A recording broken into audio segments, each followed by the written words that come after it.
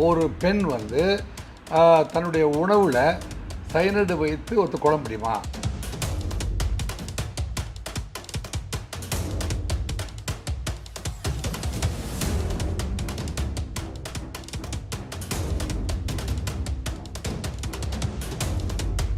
ஏதோ விஷத்தன்மை வச்சு தான் என்னுடைய மகளை வந்து கொண்டு இருக்காங்க அப்படின்னு சந்தேகப்பட ஆரம்பிச்சிடலாம். அது ஸ்மெல் அடிக்குமா சார்? அந்த சயனைடு வந்து அந்த அம்மா சாப்பிட்ட உணவுப் பொருட்களில் சயனைடு கலந்துருக்கிறது கண்டுபிடிச்சிடறாங்க. மாமியாரும் மாமியாருடைய கள்ளக்காதலும் சேர்ந்து இந்த திட்டத்தை தீட்டி இருக்கிறதா இன்னைக்கு போலீஸ் வந்து திறம்பட விசாரணை செஞ்சு கண்டுபிடிச்சிருக்காங்க.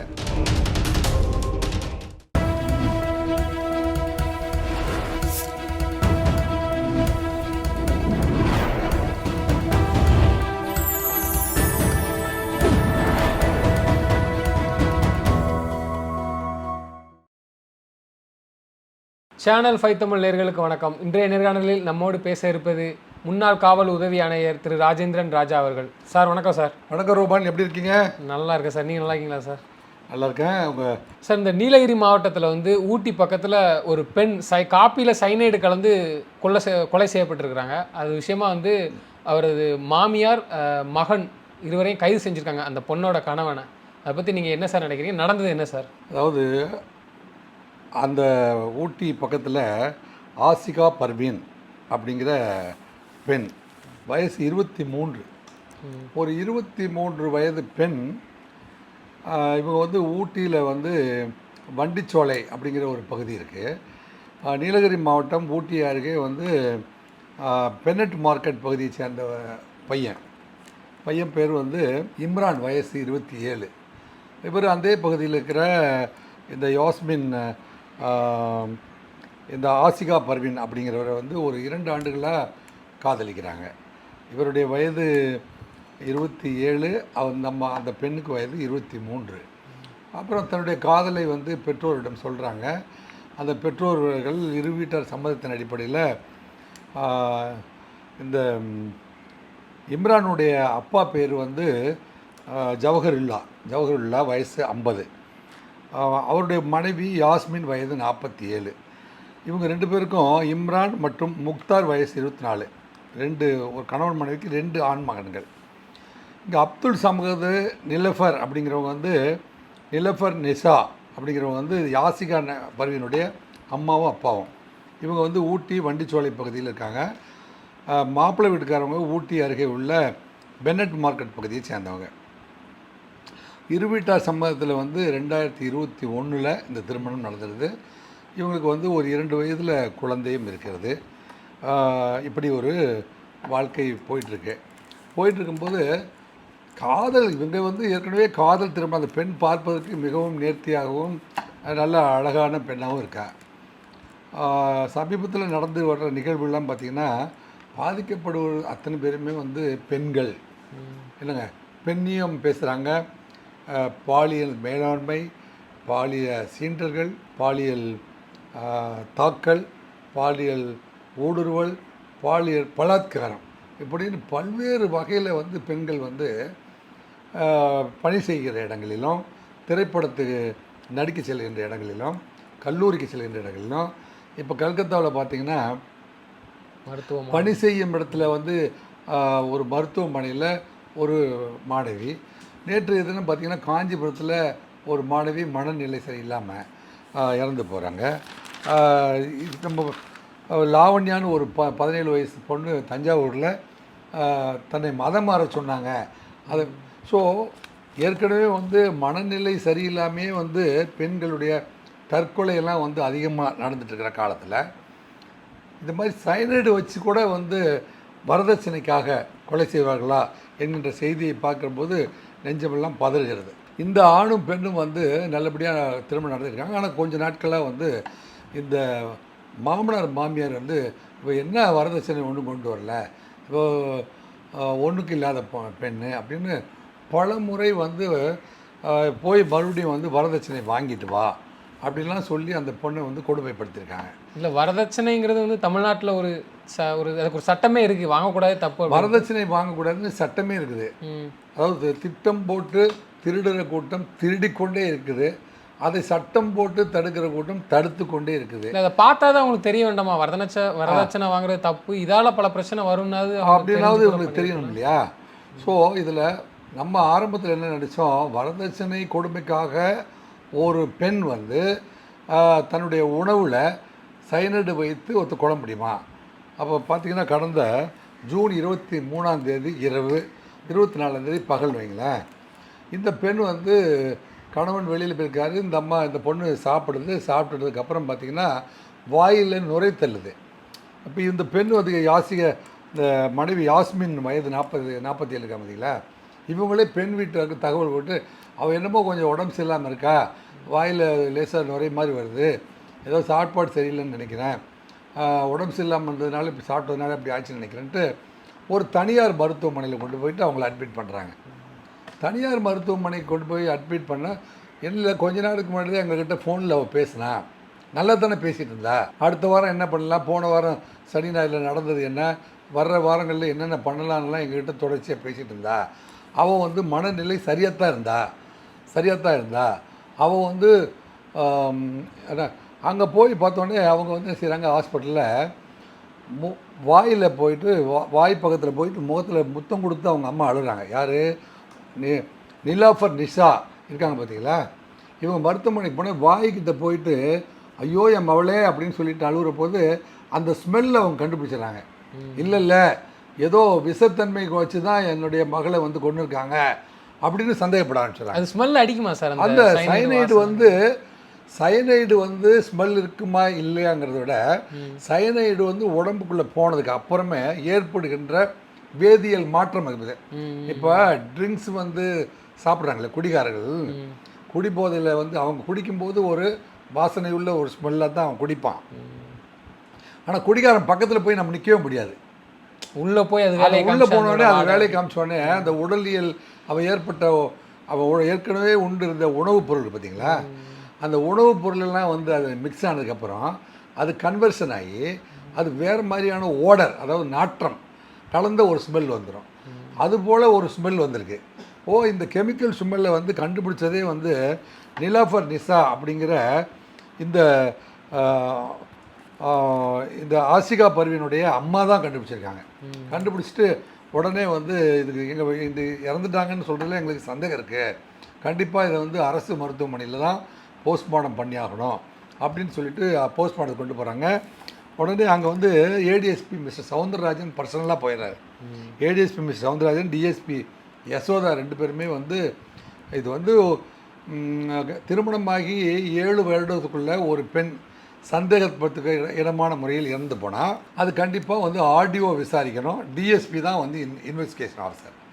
டிஎஸ்பிக்கு இணையான ஒரு போலீஸர், பேரல் என்கொயரி, டபுள் என்கொயரி, இவங்க ஒரு என்கொயரி இண்டிபெண்ட்டாக பண்ணுவாங்க, அவங்க ஒரு இண்டிபெண்ட் பண்ணுவாங்க. ஸோ இந்த மாதிரியான நிகழ்வுகளெல்லாம் வந்து 498A அப்படின்னு ஒரு செக்ஷன் இருக்குது. வரதட்சணை கொடுமை இருந்தது அப்படின்னா அதுக்கு டைரெக்டாகவே கம்ப்ளைண்ட் வாங்கிட்டு இந்த பெண்ணுடைய விசிராவெல்லாம் எடுத்து வந்து இதுக்கு அனுப்புகிறாங்க. அவங்க வந்து லெபரட்டரிக்கு அனுப்புகிறாங்க. லெபரட்டரியில் அனுப்பி பார்த்திங்கன்னா இந்த லெபரட்டரிக்கு வந்து விசிராவை எடுத்து அனுப்புகிறாங்க. விசிரா வந்து எடுத்து எங்கே அனுப்புகிறாங்கன்னா பூனேவில் இருக்கிற லெபரட்டரிக்கு அனுப்புகிறாங்க. பூனே லெபரட்டரி வந்து அந்த அம்மா சாப்பிட்ட உணவுப் பொருட்களில் சைனைடு கலந்துருக்கிறது கண்டுபிடிச்சிடுறாங்க. அங்கேருந்து தான் கண்டுபிடிக்காங்க. இது வந்து யூஸ்வலாக வந்து எப்போவுமே ஃபொரன்சிக் லெபரட்டரிக்கு வந்து சென்னைக்கு அனுப்புறது வழக்கம், இல்லைன்னா கிண்டியில் வந்து இது போன்ற ஆய்வுக்கூடங்களுக்கு அனுப்புறது வழக்கம். இங்கே வந்து இந்த ஊட்டியில் வந்து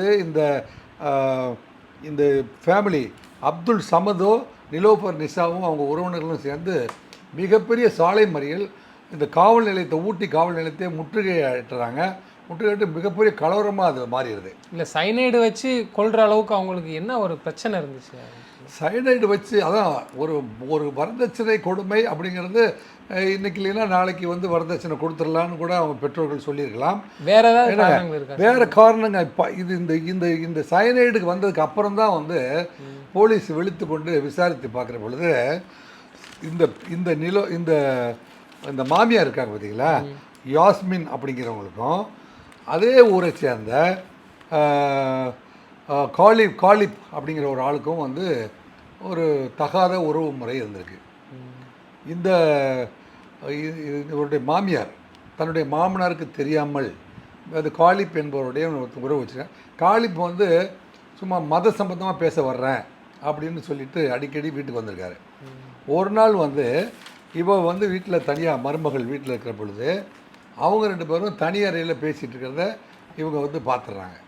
பார்த்துட்டு நேரடியாக இவர்கள் பார்த்துட்டதுனால இந்த உண்மையை வந்து எங்கடா வெளியில் சொல்லி விடுவாளோ அப்படின்னு வந்து இந்த காலிப்பும் இந்த மாமியாரும் சேர்ந்து ஒரு திட்டம் போடுறாங்க. மாமியார் யாஸ்மினும் காலிப்பும் சேர்ந்து திட்டம் போட்டு என்ன பண்ணலாம், இப்போ எப்படியா இருந்தாலும் இந்த உண்மையை சொல்லிவிட்டு நம்ம குடும்பமே வீணாக போயிடுமே அப்படின்னு யோசிக்கிறாங்க.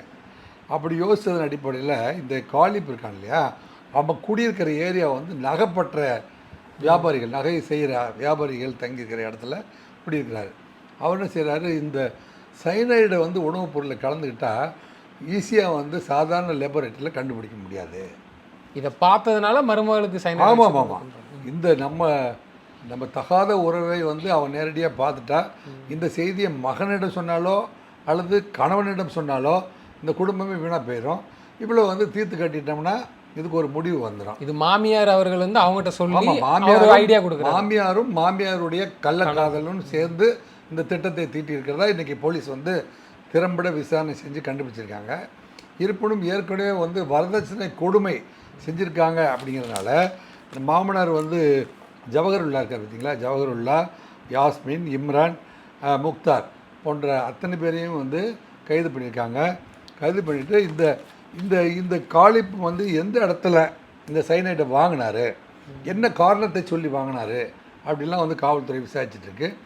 இந்த விசாரணை வந்து நேரடியாகவே வந்து சம்பவ இடத்துக்கு சவுந்தரராஜன் அப்படிங்கிற ஏடிஎஸ்பியும் யசோதா அப்படிங்கிற டிஎஸ்பியும் நேரடியாக போய் இதை விசாரணை செஞ்சு இந்த உண்மையை வெளிச்சத்துக்கு கொண்டு வந்ததுக்காக அந்த ஊட்டி நீலகிரி காவல்துறையை நம்ம வந்து கண்டிப்பாக பாராட்டணும். இருப்பினும் பெண்கள் வந்து சாப்பிட்ற உணவில் ஒரு பெண்ணே வந்து விஷம் வைத்து கொள்வாள் அப்படின்னு சொன்னால் பெண்ணினம் இது எப்படி பாதுகாப்பாக இருக்குன்னு சொல்கிறோம். நம்ம சொந்த வீட்டில் மாமியார் போடுற சாப்பாடில் அல்லது கொடுக்குற காப்பியில் விஷம் இருக்கும் அப்படின்னு சந்தேகப்படுவதற்கு பெண்ணுக்கு வாய்ப்பு இருக்கா? அல்லது கேஷுவலாக வந்து சரி நடந்துருச்சு நம்ம வெளியில் சொல்ல வேண்டாம் அல்லது அப்படின்னு அவன் நினச்சிருக்கலாம். இது சொன்னால் நம்ம குடும்பம் வீணாக போயிருமேன்னு கூட அவன் நினச்சிருக்கலாம். ஆனால் இது 2 பேருமே வந்து பகிர்ந்து கொள்ள முடியாத செய்தியாக இருக்குது பாருங்க. மருமகளும் மாமியாரும் இதை வெளியில் சொல்லாதன்னு மாமியாரும் அவர்கிட்ட கேட்க முடியாது, வெளியில் சொல்லுவேன் அப்படின்னு இவ்வளோ சொல்லியிருக்க முடியாது. இப்போ இருக்கிற வரைக்கும் அவளுக்கு பயம்தான். அவளுடைய பயமே வந்து இந்த மாதிரியான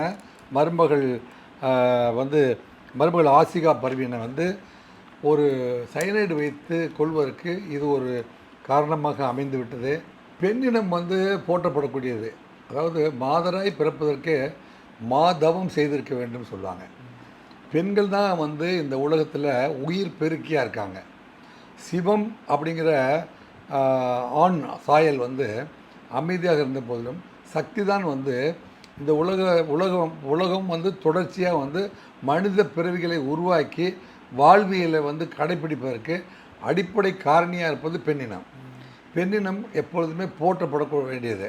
எனவே பெண்ணினம் இது போன்றெல்லாம் வந்து அழிவை சந்திப்பது நமக்கெல்லாம் வருத்தமாக இருக்கிறது. எனவே நமது இந்த சந்திப்பின் வாயிலாக ஆசிகா பர்வீனுக்கு அவருடைய இறப்பிற்கும் வந்து நமது ஆழ்ந்த இரங்கலை தெரிவித்துக் கொள்கிறோம். எதிர்கால பெண்கள் வந்து இதுபோல் இந்த வரதட்சணை கொடுமையின் காரணமாக மட்டுமே வந்து குடும்பத்தில் வந்து வன்முறைகள் ஏற்படுமானால் அதை அவ்வப்போது வந்து பெற்றோருடைய வீட்டுக்கும் உறவினர்கள் வீட்டுக்கும் தெரிவித்து அதுக்கு ஒரு சரியான தீர்வை எட்டாமல் வந்து பகை உணர்வோடு தொடர்ந்து பயணம் செய்யாதீர்கள். அதுக்கு ஒரு முடிவு கட்டி விடுங்கள். அப்படி ஒரு முடிவு எடுத்துகிட்டு இப்போ உங்களுக்கு வரதட்சணை தருகிறேன் அல்லது தரவில்லை, இவ்வளோ தான் தர முடியும், இந்த வசதி தான் எங்களுடைய வசதி, இதை ஏற்றுக்கொண்டு உங்களோட வாழ்க்கை நடத்துவதற்கு நீங்கள் முன் வருகிறீர்களா இல்லையா என்ற சிறந்த பேச்சுவார்த்தையின் அடிப்படையில் இந்த திருமண நிகழ்வுகள்லாம் நடந்துச்சுன்னா எதிர்காலத்தில் இது போன்ற சீரழிவுகளை தடுக்க முடியும் அப்படின்னு கருதுகிறேன். இந்த வழக்கில் ஒரு தண்டனையானது எந்த பட்சம் எப்படி இருக்கும் அதை எப்படி? எஸ், அதாவது 498A அப்படிங்கிறது வந்து வரதட்சணை கொடுமை செய்பவருக்காகவே பிரத்யோகமாக அமல்படுத்தப்பட்ட இந்திய நாட்டு சட்டம் ஐபிசியில். இதுக்கு வந்து இப்படி இது வந்து 498Aல வந்து விசாரணை செஞ்சு அது புருவாகும் பட்சத்தில் அது இப்போ டெத் ஆனோடனே அது ஆட்டோமேட்டிக்காக கொலை வழக்காக மாத்திர அதில் 304A அப்படின்னு ஒரு செக்ஷனை மாற்றிடுவாங்க. இல்லைங்க 304B 304Bன்னு மாற்றிடுவாங்க. ஸோ 304Bக்கு வந்து கண்டிப்பாக வந்து ஆயுள் தண்டனை, என்னங்க கொடூரமான விஷம் வைத்து இரக்கமற்ற முறையில் கொலை செய்திருப்பால் என்று நீதிமன்றம் கருதுமானால் தூக்கு தண்டனை வரைக்கும் வாய்ப்பு இருக்கிறது. எனவே இதை பார்க்கின்ற ஊடகத்தை பார்க்கின்ற மாமியார்கள் அத்தனை பேரும் வந்து மருமகள் தானே என்ன அறிவுரை சொல்லி தயவு செஞ்சு திருத்துங்க. எனக்கு அறிவுரை போதிய அளவு அறிவுரை சொல்லுங்கள், மகனிடம் சொல்லுங்கள், இல்லைன்னா தனி கொடுத்தமாக கூட பிடிக்கலாம் அனுப்பிடுங்க. அப்படிலாம் இல்லாமல் சொந்த வீட்டிலே விஷம் வைத்து கொண்டு அவளையும் சாகடிச்சிட்டு இப்போ இவங்களும் ஜெயிலுக்கு போயிட்டா அந்த குடும்பமே நிர்கதி ஆகிடும். எனவே இந்த மாதிரி நிலைமைகளை தடுப்பதற்கு நீண்ட பேச்சுவார்த்தை, கன்சிலியேட்டிங் ஏஜென்சி ஏகப்பட்டது இப்போல்லாம் வந்து மாவட்ட காவல்துறையில் வச்சுருக்காங்க. அந்த கன்சிலியேஷன் ஏஜென்சியை அணுகி 2 பேரும் வந்து சுமூகமான ஒரு சூழ்நிலை உருவாக்கி கொண்டு வாழ்க்கை பயணத்தை தொடங்கினா எதிர்காலத்தில் இந்த போன்ற மோசமான மனித விபத்துகள் நடக்காமல் தடுக்கலாம். போஸ்ட்மார்ட்டம் ரிப்போர்ட்டில் பார்த்திங்கன்னா அந்த பெண்ணுடைய தலையில் கழுத்தில் எலும்புகளில் வந்து 3 வந்து எலும்புகள் முறிவடைந்திருக்கு. அந்த அளவுக்கு வந்து தாக்குதல் பண்ணியிருக்காங்க. தாக்குதல் பண்ணதுக்கப்புறம் உணவு கொடுக்கப்பட்டு கட்டாயப்படுத்தி உணவு கொடுத்து அதன் அடிப்படையில் வந்து அவர் வந்து அந்த உணவில் வந்து சைனைடை கொடுத்து அவர் வந்து கொலை செய்யப்பட்டிருக்கிறார். அப்படிங்கிறது வந்து ஒரு கடுமையான போராட்டத்துக்கு பிறகு அவள் வந்து மேலாண்மை, அதாவது மாமியார் மேலாண்மையின் அடிப்படையில் இல்லைங்க யாரெல்லாம் அடித்தாங்க அப்படிங்கிறதெல்லாம் வந்து காவல்துறை வந்து நுணுக்கமாக விசாரித்து இந்த குற்றப்பத்திரிகையை தாக்கல் செய்ய வேண்டும். விஷம் கொடுக்கறதுக்கு முன்னக்கூட்டியே அப்போ தாக்கியிருக்காங்க. அதில் தலையில் போஸ்ட்மார்ட்டம் ரிப்போர்ட்டில் தலையில் கழுத்தில் உடம்புல 3 இடத்துல எலும்பு முறிவு ஏற்படுற அளவுக்கு தாக்குதல் நடந்திருக்குதுங்கிறதெல்லாம் போலீஸ் கண்டுபிடிச்சி அதை போஸ்ட்மார்ட்டம் ரிப்போர்ட்டில் கொண்டு வந்திருக்காங்க. இதெல்லாம் வெளில தெரிஞ்சுட்டு தான் இறுதியாக ஒரு முடிவு எடுக்கணும்னா கொன்றவே ஆமாம் அப்படின்னு. ஏன்னா கழுத்தில் காயத்தையோ அல்லது எலும்பு முறிவையோ போய் வெளியில் சொல்லிடுவாள் இல்லையா, அதற்காக வந்து வேறு வழியே இல்லை.